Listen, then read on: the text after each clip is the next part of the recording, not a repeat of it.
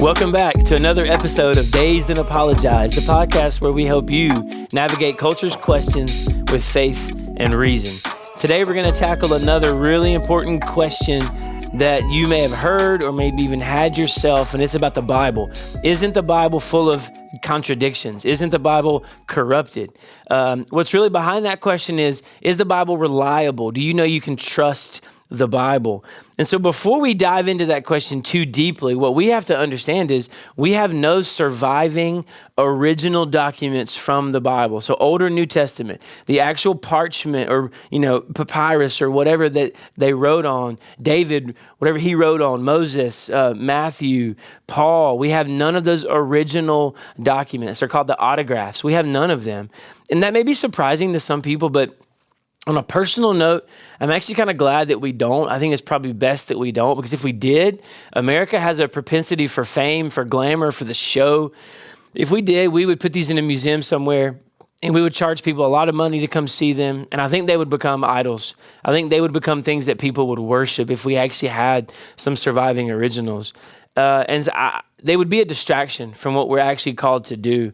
And so I think maybe God is protecting us by actually not having these, but it really shouldn't come as a surprise because these were ancient documents, and we have no surviving original documents. We have no autographs from any really ancient text of antiquity. Like you take Caesar, for example, his famous Gallic Wars. We have no surviving documents from those. Tacitus's history. We have no surviving documents. Homer's Iliad and Odyssey, which we all had to read in school. We have no surviving autographs from that. Plato, Aristotle, Sophocles, none of those ancient texts do we have any surviving manuscripts. So what we have to do then, we have to ask ourselves, well then what criteria do we use? How do we check these copies, these modern translations? How do we check them for accuracy, to know how reliable are they? How accurate are they to the original? Well, there's two ways that we mainly do, there's two ways that scholars look at to determine the reliability and the accuracy of a modern text to an ancient text. And the first is how many copies do we have? Because what would happen is when the original was around, people would make the copies. And especially with the Bible, people would copy a letter from Paul and, because they wanted to pass it around. They wanted other people to read it and to be blessed by something that Paul said. Or they wanted to copy the stories from the Old Testament so they could read them to their families and pass them along to other churches so they make some copies. So how many copies do we have? That's the first thing that people ask, because the more copies you have, the more accurate you can be to the original. Let me explain it like this. Let's say that back in 2005, when my wife and I were dating, my wife's name is Christine. Back when we were dating in 2005, let's say I wrote her a love letter. And she loved it. She said, "Oh, Scott, this is so sweet. I just love this letter."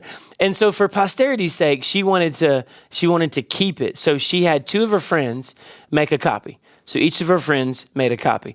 Well, let's say our house burns down and the original copy is destroyed. But 100 years later, somebody finds the two copies that Christine's friends wrote. And as they're reading them, they notice that there's a difference between the two.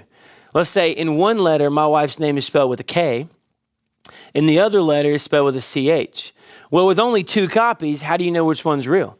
How do you know how my wife's name is actually spelled? If you only have two copies, you don't know. There's no way to tell which one is accurate.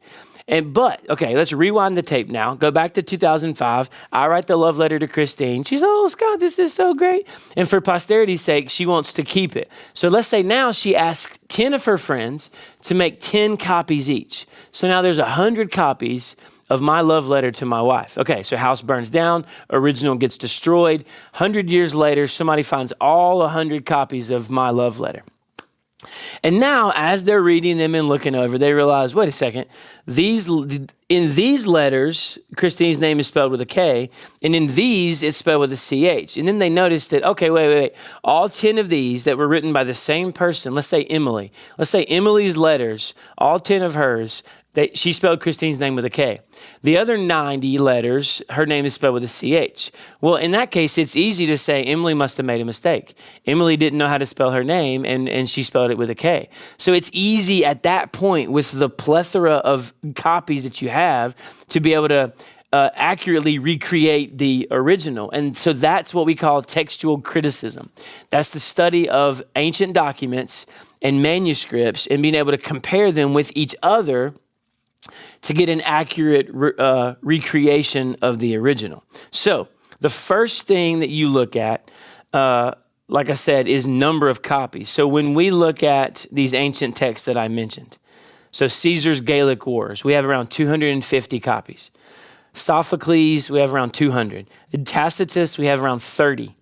Plato, 200. Homer, we have around 1,700. Okay, so these are these ancient texts that we talked about earlier. With the New Testament alone, we have 5,801 manuscripts, copies of manuscripts. So we have an embarrassment of riches, so to speak, when it comes to the copies of the New Testament that we have to compare with each other to get an accurate recreation of the original. It literally dwarfs every other ancient text that we have. So after looking at the number of copies, the second thing we look at is the amount of time that passed between the original and the first copy. Okay, that is the second thing that we must look at. And this is just common sense, right? Because the longer you have between the copies, the more likely that the message will get lost. There'll be an error in between there. It's like the telephone game with kids. You ever played that? You know, where you have a bunch of kids, you put them in a circle. The first person whispers something to the first kid. He's got to whisper it to everybody around. And by the time it gets around, it's usually something completely different than the first thing that was said. Well, the more kids that you involve, the more time that passes, you're more likely to get something crazy. But let's say you only had one kid. I whisper something to him, he whispers something to the next person, bam, you're more likely to be accurate to what the original said. So the amount of time that passed is really important. The second reason that's important is because if not a lot of time has passed when you're recording history or historical events or people are still alive who witnessed the event. So let's say that, 10 years after Jesus died, they're writing down a copy of, the Gospel of Matthew, and someone says that Jesus was crucified upside down. Well, it's only 10 years later. So many people were alive who witnessed his crucifixion, and they can raise their hand and say, whoa, I was there. That's not what happened. He wasn't crucified upside down. So the closer you get to the original, time-wise, the more accurate it will be because you've got people who were actually eyewitnesses to the events. So going back to these ancient texts, the amount of time that has passed between the original and the first known copy of Homer is 400 years. Caesar, 900 years. Plato, 1,300 years.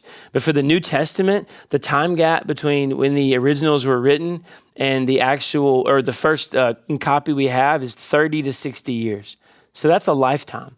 So the people who were alive, who witnessed Jesus, who heard him talk, who heard his teachings, who witnessed his miracles, they were alive when the first copies were written. So they could have easily verified what was being said. So, I know that's a lot, but when you look at the two criteria, the amount of copies we have and the amount of time that has passed, the New Testament is head and shoulders above any other ancient document. It is by and large, by head and shoulders above, it is the most accurate ancient text that we have. And here's what's funny. If you go to any mainstream university and you go to their history department, they're studying Caesar's Gallic Wars. They're reading Tacitus's history. They're reading Homer's Iliad and Odyssey.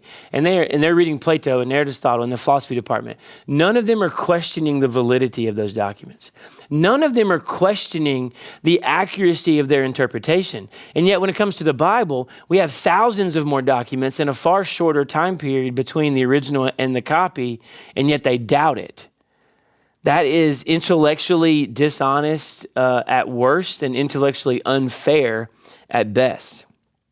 Okay. So now we've looked at the criteria for judging ancient text, but now we got to get into these contradictions. You ever heard the question, isn't the Bible full of contradictions? Okay, well, the first thing is no. It's not. The Bible is not full of contradictions. There are things in the Bible that we read that may at first glance or at face value appear to be a contradiction.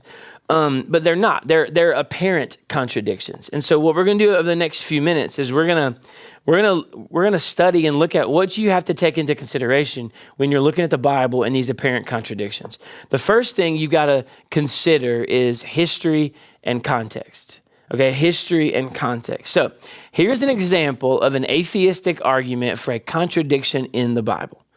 2 Kings 24:8 and 2 Chronicles 36:9. They both record the same event. They're talking about King Jehoiakim and when he actually became a king. Now, in the earliest manuscripts of 2 Kings, it says he became king when he was 8 years old. In 2 Chronicles, the early manuscript said he was 18 when he became king. And people get all upset. Oh, you should see the YouTube videos about this, the articles I've read. Oh, man, what a contradiction. How can you believe anything in the Bible? This is so bad. This is so bad. Well, there's two very simple explanations for this, and either one of them could be true. But when you know history and context, these make sense. So first, it could have just been a copyist error. I mean, we cannot remove the human element from the story of the Bible in that through God's providence and the inspiration of the Holy Spirit, God used humans to author the Bible. Human beings took pen to paper or quill to parchment and actually wrote it down. And so, sure, it's perfectly reasonable to believe that a copyist made an error. The numbers 8 and 18 are actually very similar in the Hebrew text. So it literally could just be a simple mistake that was recognized and later corrected. If you look at a modern copy of the ESV, both of them have 18 in it. So the editors obviously thought it was simply just a copyist error. But here's the thing. We're not hiding. We know we have all of these documents. They're on display in museums. And so we know we're not hiding anything. We can look at every textual variant and we can compare every textual variant with other manuscripts to recreate the original. We're not trying to hide the fact that that there's a discrepancy there and that there's an easy way to explain it. But the second way to explain it is by looking at the culture and the context of the Old Testament. In 2 Kings, when it says that he was 8 years old when he became king, it could have easily meant that when he became co-regent or co-king with his father. This happened multiple times in Scripture. David appointed Solomon king while he was still king. That's a co-regent in 1 Kings chapter 1. And then when King Uzziah was afflicted with leprosy, his son Jotham became co-regent with him in 2 Chronicles 26.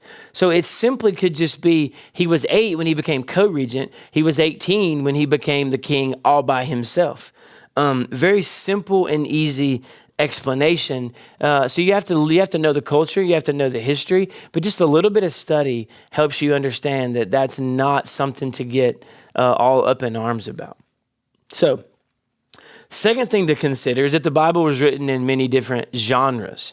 Right? You have historical narrative, you have poetry, you have epistles, you have biographical literature, you have apocalyptic literature, and all these types of literature factors in when you're doing interpretation. For example, 1 Peter 5:8, Peter wrote, "Be sober-minded, be watchful. Your adversary, the devil, prowls around like a lion, a roaring lion, seeking someone to devour." Does Peter mean that God is actually a lion? I mean, that Satan is actually a lion? That's what he actually is, and he's roaming around the earth as a lion? No, this is figurative language, and you have to know that when you interpret it. But then later, Revelation 5:5, one of the elders said to me, "Weep no more. Behold, the Lion of the tribe of Judah, the Root of David, has conquered so he can open the scroll and its 7 seals." Atheists go, wait, I thought Satan was a lion. Now you're saying Jesus is a lion? What a contradiction in the Bible. This is ridiculous. No, people, it's figurative language. So the genre and the intent of the author matters. If it's written figuratively, it needs to be interpreted figuratively. A third thing to deal with, or a third thing to consider, is simply common sense. Now, this one really bothers me. I was in my office and I'm doing this kind of research, and I just got so frustrated at the lack of common sense in some of these arguments. So one example that atheists and skeptics like to point out is in 2 Samuel 24:1, this is another apparent contradiction. 2 Samuel 24:1, it says that God told David to count the Israelite army, just to count them. But in 1 Chronicles 21:1, it says that Satan told David to count the army. And like I said, again, folks get all mad. Oh, what a contradiction. The Bible's untrue. Guys, a little common sense here can go a long way. One seminary professor he explained it like this. He told the story of his wife. She was driving. She went to Walgreens. Her minivan broke down outside of Walgreens. And so she called her husband. He drove his little Toyota Corolla to Walgreens to meet her. They swapped the keys. He found out it was a battery. He walked over to AutoZone, got a new battery, went over, had it installed, and he was able to drive home. Well, because of that, he missed a meeting at the seminary. And when he went back the next day, his colleague said, "Hey, why'd you miss the meeting?" And he said, "Well, my car broke down." Okay, so then later, his wife also said to someone, "Yeah, my van broke down." So if you were to read that, if someone were to write all that down in a historical record, and then 100 years later they were to look at it, they'd go, wait, this must be a contradiction. He said it was his car, but it was really her car. He said car, she said minivan, and then they'd throw the whole thing out because it's full of contradictions. No, a little common sense goes a long way. We often in the English language don't refer to a car specifically. I may have a truck, but I don't say a Ford F-150 or a Chevrolet Silverado. I just say my truck. Often I may say my car when I'm referring to a truck or when I'm referring to a van.